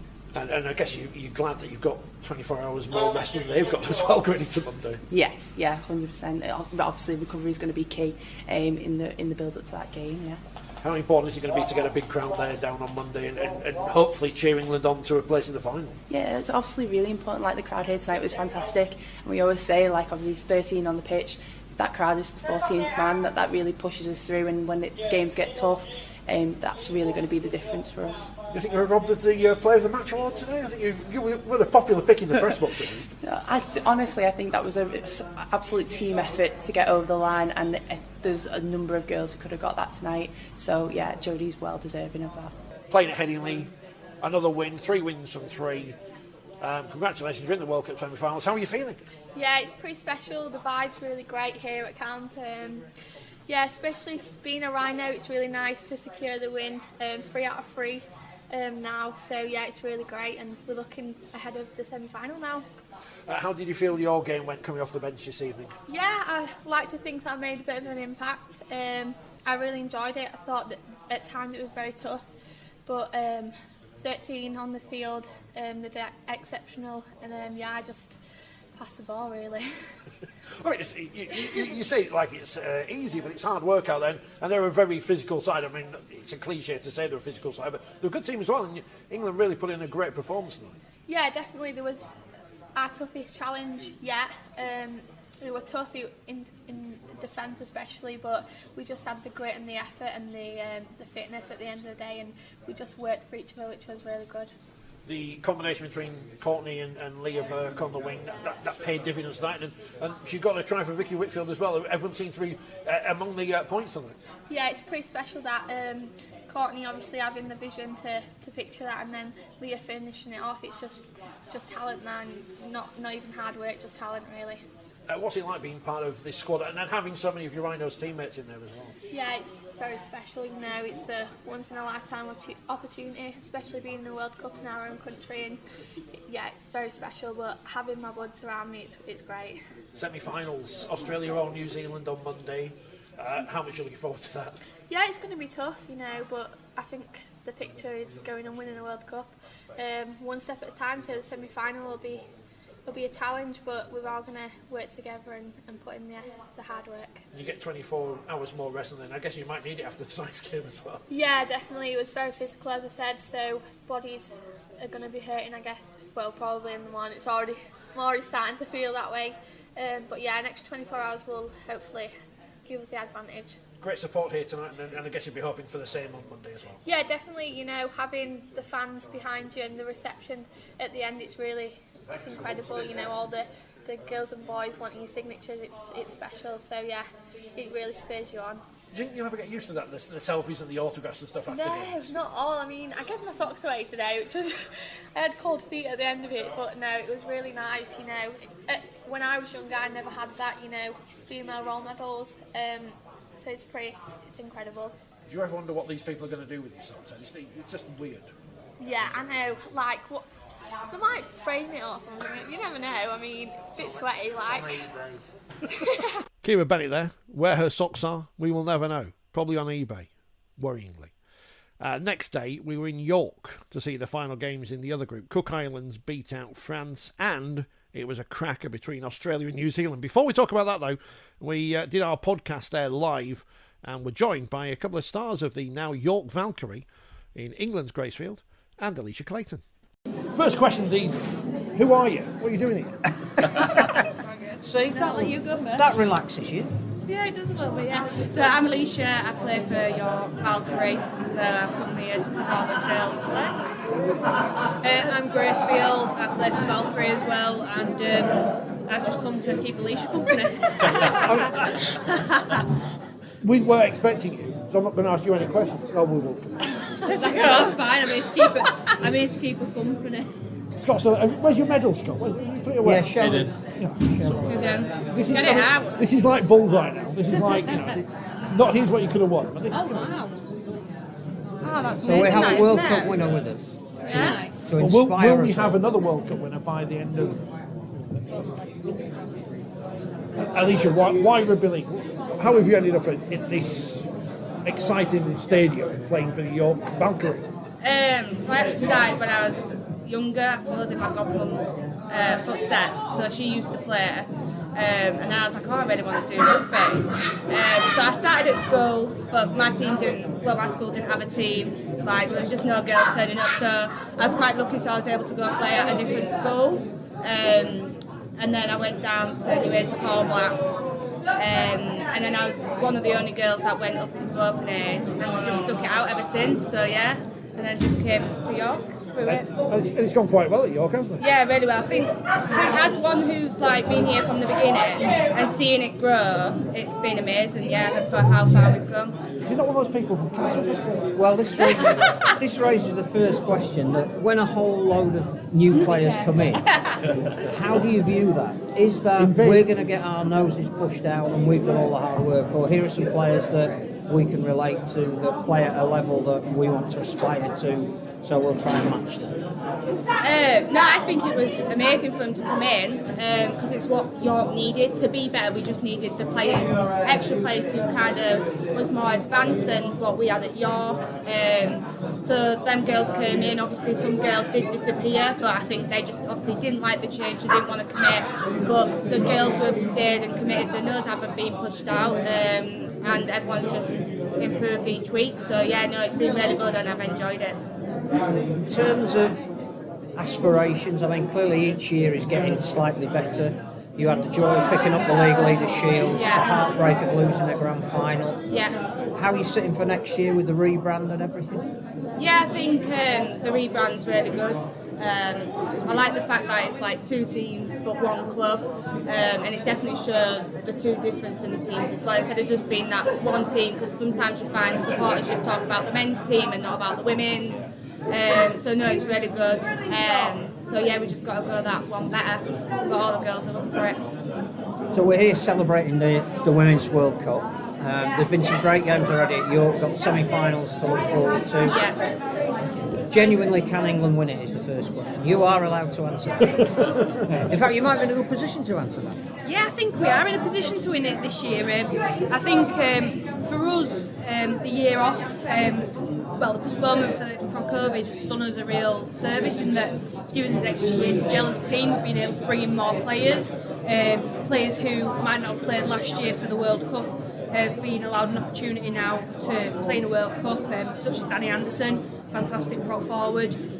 This time last year she'd have been just recovering from ACL surgery, but now she's tearing up her World Cup. So yeah, I think we're very confident, quietly confident within our camp, and I think there's a lot of expectation on us, but we're quite happy to rise to that expectation and hopefully meet it.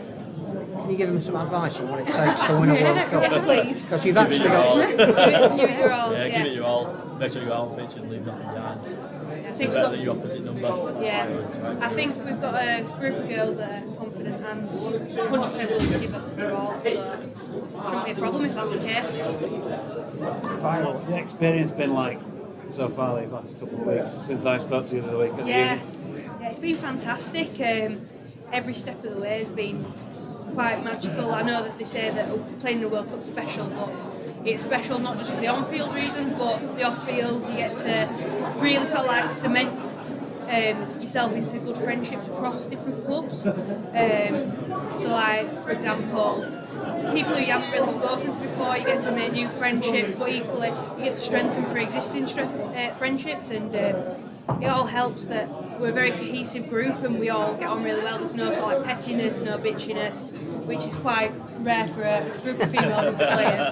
I don't think you need to put female in there. Rugby players. So the obvious next question then is it a room share type thing? And if so, yeah. No, there's no pictures. Are you rooming? No, are you rooming with them or about Alex? So I'm rooming with Sarah Stanley, so I know quite well because obviously we played together at club, but it's my first time rooming with her. She's a reasonably good roommate. That's a glowing end all. No, she's a good egg. She's not in the room much, so she's a perfect roommate. How much have you enjoyed watching the competition and thinking it's only 3 years to the next one? I've really seen enjoyed the level. it. I think I've been at every women's game that's been at the stadium so far, and then went to watch the England women last night, which was really good, and obviously just watched them on TV as well, but no, really enjoyed it, it's good. We're big fans of Brazil and what they brought to the tournament. We like Canada as well. We like all these stories surrounding the nations that are adding colour to it. What's it like playing against them? Because you knew you were going to win anyway, but their enthusiasm, does that rub off on you? I think it was important for us as a team when we were going into it not to underestimate what they're all well versed in rugby, whether it be sevens or rugby union. They all had some experience, so it was important for us to not go in thinking that we're going to absolutely pump them. But yeah, you know what? They're some of the nicest girls. They're just so sort of like enthusiastic about the sport, and it's great to see that in countries that aren't necessarily rugby league countries, they're so passionate and enthusiastic about the game. The Brazil girls stood at last night with all the tops in hand being like, can we swap shirts? We want to take the England shirt home. And I'm like, absolutely, how often are you going to get hold of a Brazilian rugby league shirt? Like, Is that on eBay? No, I'm gonna keep it, give it to, I don't know, I give it to my kids or something if I happen. No, but it's fantastic to see it. Like, we've seen all the videos on social media at the end of a match, like they come up against us off New Guinea, there's been a big score put against them, and they're dancing at the end of the pitch and celebrating, and it's just wonderful to see that not only have they've embraced the game of rugby league so well, but the people of England have embraced them as a team, and I think it's just fantastic, and it's great for the expansion of the game. I asked Kieran Bennett this yesterday, and we'll get on to the second part of what I asked her in a moment. After games, it's the same here at York as it was with England, but kids just wanting photos, wanting autographs.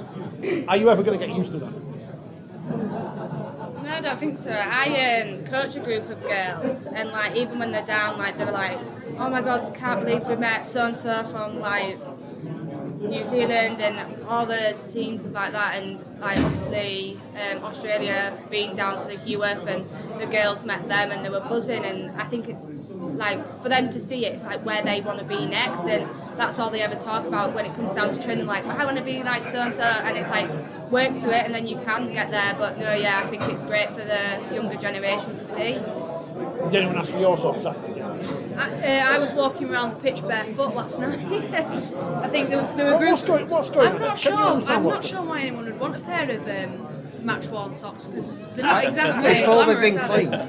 Yeah, before they've been cleaned. So, like, some kids will ask you for your shorts, and you're like, I'm not sure. No, I mean, I know Sam Burgess did that on the telly, but Yeah. you know, there's a bit of a difference. Yeah. Scott, what did you give away? Not a right lot, to be honest with you. You don't want to see me walking around in my little match and not much else. Yeah, we only got the one That's kit. gone on Instagram. Yeah, we didn't get the opportunity to give away, so we only got the one kit. Australia met New Zealand just after we finished speaking to those two Valkyrie at the LNER Community Stadium, which hosted some brilliant action during the World Cup and some great crowds as well. And they were treated to a belter as Australia edged out New Zealand by 10 points to 8. In a moment, we'll hear from Autumn Rain Stevens-Daly, who scored one of the New Zealand tries and has a great name. But first, an Australian who went on to win the World Cup, of course, in Taryn Aitken. Taryn, take us through that game. An exciting game from the stands. What was it like being out there? Yeah, it was a really exciting game. It was really physical from the get-go, and we expected that. And we were a bit frantic and made a lot of errors that we probably didn't want to happen, but we'll learn from it and we'll go back to the drawing board and get ready for finals. Try, what was that? Talk us through it. The try? Yeah, it was last, so Mimes, once she knew she wasn't getting through, she passed it, and then, yeah, there was just a bit of space, so I just backed myself and ran. Coach was very positive about your performance in the press conference, saying Amber Hall ran at you, but you didn't let her pass at all.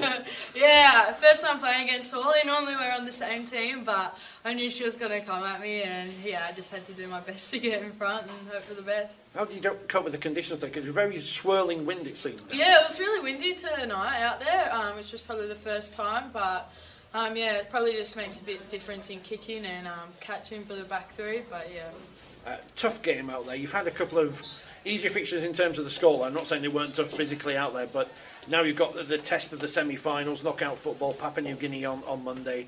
What do you think about them as opponents?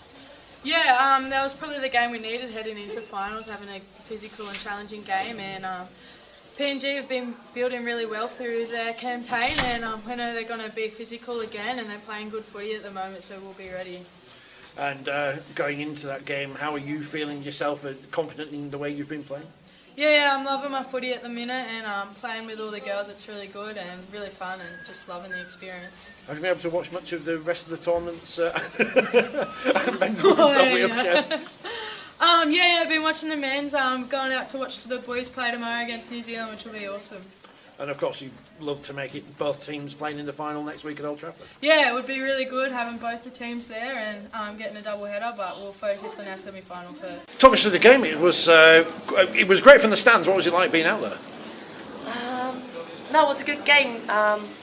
We had to really bring it to them, and I think we really stayed in that arm wrestle there, and they were just lucky to get away with that win. A few things we need to fix up, but we'll get them again in the finals, hopefully. Very tough out there, very physical games. Is that the kind of game you like to play in? Not particularly, but when it goes like that, yeah, I want to truck it up hard and let them know that I'm not scared of them. I'm going to bring it to them however I can. Talk us through the try. It was a crucial point in the game. Yeah, I think our side was just being patient with the ball, and when the time came, we just let it go, and I was quite happy to get in there, get my first try at the World Cup, so yeah. Did you expect to run them so close in the game? Because obviously the Australians were massive favourites pre-match. Say that again, sorry? Do you expect to run them so close on the scoreboard?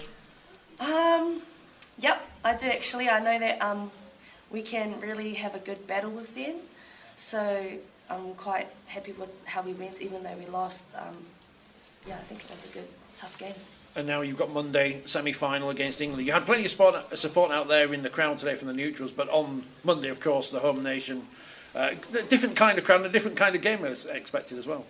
Yeah, it's going to be their home game, and like you said, the crowd's going to be backing them 100. But I know that we're going to really bring it to them, and we're really going to bring it to them, and hopefully showcase a good game of women's rugby for the whole of England and the rest of the world. Well, the game in the groups was better than the final, of course, as Australia went on to win the Women's World Cup yet again in a surprise to no one, but at least they were tested in the group stage by the Kiwis, or the Kiwi Ferns, to get it right. And what will happen in the next World Cup in 3 years' time? Well, probably the Australians will win again, but you never know. Maybe England will be closing the gap on them. Maybe some of our stars will be playing in the NRLW and improving their skills there as well. And who knows who will come through in 3 years' time to be the next superstar of the Women's Super League. Who we do know are the superstars of the Women's Super League for this season. In a moment, we'll hear from the Woman of Steel, Tara Jean Stanley. But first, the Coach of the Year, Lois Fussell. Lois, congratulations, Coach of the Year. As you said on stage, I guess this is the award not just for you, but for everyone else at the club who's behind you. Yeah, absolutely. I'm incredibly lucky that the support staff have got around us. The assistant coach and Ant and Dave. When I went on maternity, I was still around, but I had a little boy last year. They were really like my right hand and left hand men. They were just there. They're everything. And you look at our success. They've been there from the very, very first day. So as assistant coaches go, they've got a pretty good track record. And for me stepping in as a head coach, I was absolutely over the moon that they'd be there either side of me and making sure that it were a job that I enjoyed doing with great people around me, and the same for the backroom staff. Just a real good vibe about it, and everyone's there because they enjoy working with each other and want to do the best by the girls in the club. 2 years into the role, what have you learned? What's changed with yourself from when you first were appointed coach to lifting the grand final trophy last week? I've learned every single hurdle. It's like literally every day I turn up, it's every day's a school day. I learn something new all the time, but I would probably say that giving the girls as much detail and clarity as possible. Attention to detail is absolutely key, and not expecting that I can do everything myself. Get some great leaders within our staffing group, and I think we've certainly got that, whether it's S&C, physio, assistant coaches. Incredibly fortunate to be around that group, and always ask for help. And our great mentors at the club in Rowan, Chev, John Bastian. I've had Leon Quick's always been there, Barry Eaton. The list could go on, but actually reaching out, getting some support is absolutely vital. And heading into the semi-final, I had a right good sit down and just a rugby chat with Chev, and just having those opportunities to be reaching out to people like that and not finding that it's a job you've got to do on your own is absolutely massive. As a club, you've had 2 players on the Young Player of the Year shortlist as well. That must bode well for the future. Absolutely, yeah. I think as a club we're really, really proud of our player pathway.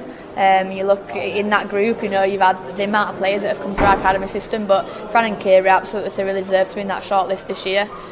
Both absolutely class athletes, class players, and even better, just great people. So they've been outstanding for us this year, and I wouldn't say unlucky to miss out, because Hollydod's been absolutely fantastic this year. I think in their own right they're all 3 very, very good players, and looking forward to hopefully getting to see them all pull on a England shirt in the autumn. The work never ends. No teams won the Women's Super League back-to-back. How do you prepare for that? I guess the preparations have started already. 100%, yeah. I kept telling myself, come on, just get, this week and then next week, and then you get to have a break. And then I got to the week after the grand final and thought, oh, that break's not coming. So, there's just preparations always going on and ongoing. But you know what? No one involved in rugby is involved in there because I want it to be a job. They're involved there because they absolutely love it. And incredibly lucky to be part of these Rhinos, part of the women's setup. And I'm just, it's almost exciting. You're already looking ahead with 2 eyes on that Challenge Cup final spot at Wembley. So, let's get prepping, let's get working. We'll give the girls a bit of time off though, so don't be worried, there's no pre-season coming just yet. Finally, you were replaced and people thought you were irreplaceable as a player. How do you replace Courtney Winfield-Hill? Oh, look, Courtney's absolutely outstanding, and I would actually probably go, you don't ever replace someone, you just find a way to go around that. I'd like to say that, I was very different to how Kira will ever play, because I would never want Kira to think she had to play like I played. Kira's absolutely classed in her own right and an absolutely outstanding athlete, so the challenge is out there for the next young player to step up and fill in where Courtney has been, and never be Courtney, because no one ever will be. She's an outstanding player, an outstanding person, and she bleeds blue and amber. Coming as an Australian, she kind of just gets it from the minute she walked in. So we'll never replace Courtney, but we'll find someone who steps into that position. But Courtney will always be a massive piece of what we've done, and I'm sure she'll go down the history books as an absolute class captain. Tara, I've got to show the trophy here because it looks absolutely massive, but as you said, it's really light. That's it's quite light actually. Yeah, I'm a bit fortunate. It's a bit light because at first I thought the worst thing I could do is drop it on stage, but no, thankfully it's light. It looks like it's going to be an absolute nightmare to keep clean. Yeah, I said to Lindsay as soon as I said, "Have you seen that up there?" I said, "I'm not keeping all of that." I said, "I'll have to give it to one of her parents and they'll have to look after it for me." But no, I'll keep it safe, I'm sure. Woman of Steel. Tell us how you found out about it, because it's a great story. Yeah, so it's as soon as the grand final finished, I went back to York to see some of the fans, and then I headed straight to Manchester Airport. Slept a bit there, and then I had to catch a flight at 5 o'clock in the morning. So Tom rang me up on Tuesday it was, and he said, "Tara, have you had a good day?" I said, "Yeah, it's great." I said, "I'm in Lanzarote," and he literally just went silent for a bit and went, "What?" I went, yeah. I said, it's my mum's wedding tomorrow. He went, oh, well, he said, well, I'll have to ring you back. Oh, but wait there. He said, the main purpose of my call was the fact that you've won Woman of Steel 2022. And I was like, what? And then the phone goes dead. And I was like, I literally stood there with my phone. My partner came up to me and she said, you look white as a ghost. She said, what's up with you? I went, well, I think I've just won Woman of Steel, but he's going to give me a call back. So, yeah, it was magical, but very overwhelming. Now it's had time to sink in. Well, how's it sunk in? Not really, no. It hasn't, in all honesty. It hasn't sunk in, especially up against some of the nominees that I was. I didn't for a second think that I'd be up there. Like, to be even nominated as top 6 in such a great season that the women have had, I would have been content with that. But no, yeah, as I say, it's been a tough season for myself. Like, obviously with the grand final, but we won league leaders, and that was massive for us. It's, as I said on stage, it's a lot more steps than what we thought, and the fact that Leeds played so well, I can find content in that. But no, from myself, it's just about building myself as a fullback. They're a pain in big games, aren't they, Leeds? They always seem to know what to do. Both, hopefully men's today, and the women, yeah, they're phenomenal at playing some of the semi-finals and the finals. They've got Leeds women have got some massive players who can play and work great under pressure. But yeah, as I say, they played absolutely phenomenal in the final, and I'm definitely content in the fact that we put up as much as we could. Everyone's always humble when they win these things, but why do you think you've won Woman of Steel this year? Because of the players I've got around me. Without a shadow of a doubt. I've worked very closely with Lindsay, and Lindsay Anfield is pretty much the reason why I'm holding this today, and she's my friend off the field, but as soon as I step over that whitewasher, I pull on a York City Knights top. She's my coach, and she's been absolutely amazing for me this season, both on and off the field, and I've got a lot to thank for her. But the players around me, the fact that 50% of the nominees were York City Knights shows that we had a great squad this year, and we're just really enjoying our rugby. But yeah, I'm happy that I've won it, but I know that the people around me are the reason that I have. 2022 then is in the record books. What will happen in 2023? No idea. There's still plenty of signings to be made and excitement to come on and off the field, no doubt, in the brand new Women's Super League and Challenge Cup seasons. We'll be covering as much as we can here on 4020 TV, because why would we stop now? Thanks for watching.